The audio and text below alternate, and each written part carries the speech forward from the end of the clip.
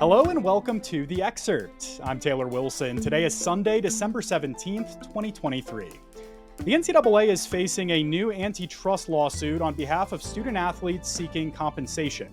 It's the latest chapter in the ongoing saga over pay for play and just how to fairly compensate athletes at the college level. To dive deeper into this conversation, I'm now joined by USA Today sports reporter Steve Berkowitz. Steve, thanks for hopping on The Excerpt. Thanks a lot for having me on.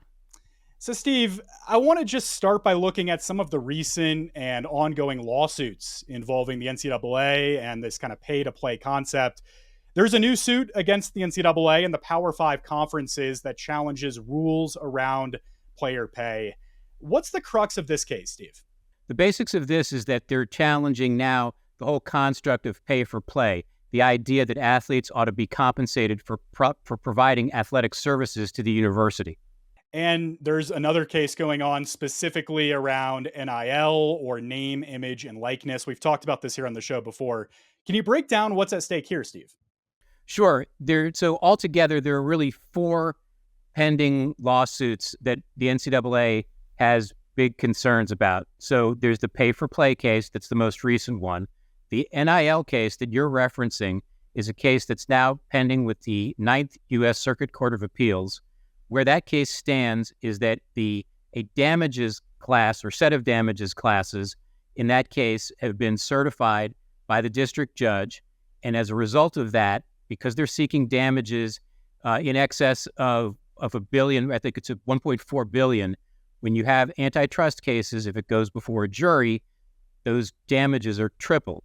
So at stake here is more than $4 billion in what's the NIL case. There is yet another case in that string of cases that pertains to the academic achievement awards that became available in the wake of the Alston litigation. That was the case that went to the Supreme Court and where the NCAA lost a unanimous verdict. So all of these cases have sort of stacked up on top of one another, and the Alston case really sort of stacked up behind the Ed O'Bannon litigation, which preceded that. Elsewhere, the other case that's going on is pending in the Third Circuit, which is a case that coming out of Pennsylvania that pertains to the fair labor, whether athletes should be covered under the Fair Labor Standards Act and should be treated as hourly employees and should be paid at least the minimum wage, sort of similar to work-study students who, perform a whole variety of jobs around campuses, including selling popcorn at the ball games that the athletes are playing in. And Steve, the NCAA and its conferences really want to end lawsuits like these through federal legislation. What would this legislation look like? That's a really good question. As far as what the NCAA wants it to look like, they want a component of any kind of a federal bill to include some measure of an antitrust protection. Now, what that looks like, remains to be seen. I mean, there are a variety of possibilities. One could involve an antitrust protection that would protect the NCAA from any lawsuits about the connected changes that they make as a result of that legislation, and it's sort of on a going forward basis. Now, there was a proposal in the last Congress that included a provision that would have provided antitrust protection to the NCAA on a retroactive basis and potentially would have threatened the pending lawsuits. Now, so, I don't know, whether or not the NCAA is campaigning for sort of retroactive protection. The conferences, which are also lobbying Congress, and the schools who are lobbying Congress, maybe lobbying for that.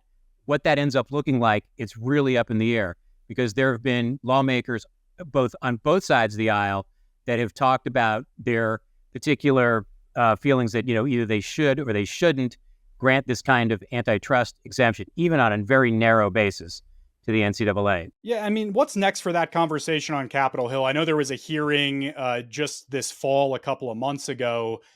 Is there real energy from Congress to act on this, Steve?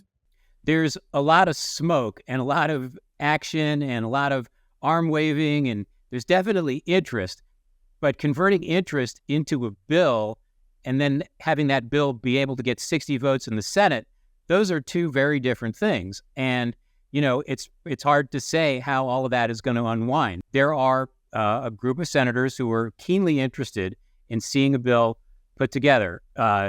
Ted Cruz, Richard Blumenthal, Cory Booker, Jerry Moran, Chris Murphy. I mean, these are folks who have talked about a variety of different federal solutions to this issue on a broader basis, covering a lot of different things. In the meantime, the NCAA is hoping to go forward with some rule changes pertaining to NIL and trying to bring a little bit of order to the NIL environment.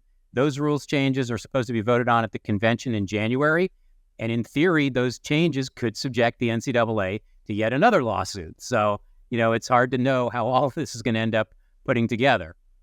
You mentioned maybe another lawsuit. This latest suit we talked about came days after NCAA President Charlie Baker unveiled a proposal that really, Steve, could alter college sports involving a new subdivision. What exactly is this proposal? The timing of that lawsuit, I think, was both coincidental and not coincidental. You don't put together a 60 or 70 page complaint, in 3 days. So, that lawsuit was being worked on before Charlie Baker said what he said and when he said it. Now, once he said what he said, did that give additional ammo to the plaintiff's lawyers in that complaint? You bet. No question about it. Because what Baker was talking about was a concept of creating a new competitive subdivision within, presumably within the football bowl subdivision, the biggest, most wealthy athletics programs. And in order to be in that competitive subdivision, the schools would have to be willing to pay at least half of their athletes at least $30,000 apiece through what they were describing as an educational trust fund. Now, the parameters of that trust fund were very loose. They were very deliberately vague about what that would look like. They're trying to give schools the wherewithal to sort of decide what they want to do and how they want to administer it and let that sort of process evolve. And Baker wanted to put it out there and then, let people have at it. But that's the guts of what he's talking about. Now, that would have to be done within the construct of Title IX. So you'd have to provide, similar funding for male and female athletes, depending on the composition of the student population and the athlete population, which are supposed to be basically proportionate, unless there are some other things going on at schools. That's one basic way that schools can comply with Title IX. So there are a whole different set of things that are going on there. But that's the main top line thing that Charlie Baker is talking about doing. The idea of essentially paying the athletes to play.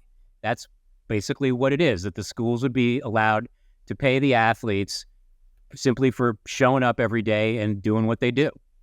And so, Steve, who would potentially lose out under this proposal? That's really hard to say. There's always been sort of a sky is falling parade of horribles that the NCAA and the conferences and the schools have trotted out through the entire run of this legislation and these lawsuits and all the stuff that's been going on.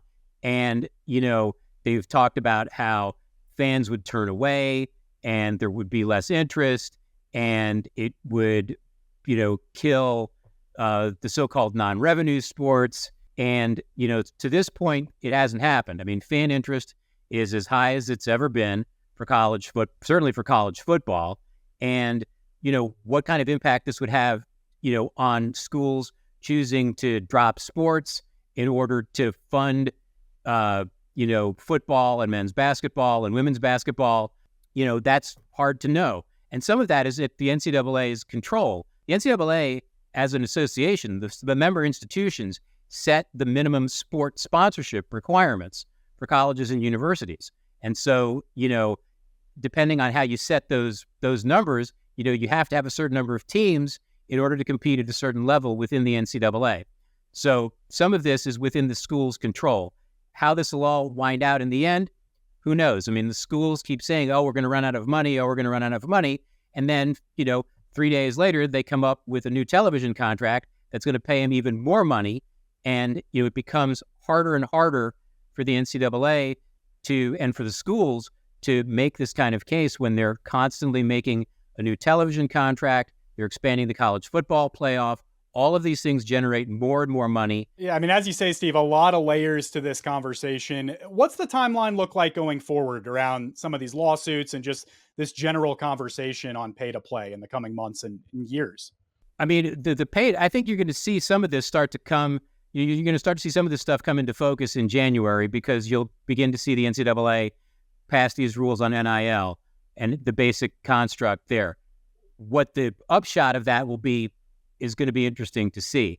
As far as the lawsuits go, I mean, these antitrust cases have really, really long time horizons. I mean, the Alston case, I believe, went on, by the time it was decided by the Supreme Court, I believe that case had been going on, I think, for like 5, 6, or 7 years. So these cases take a long time to go through.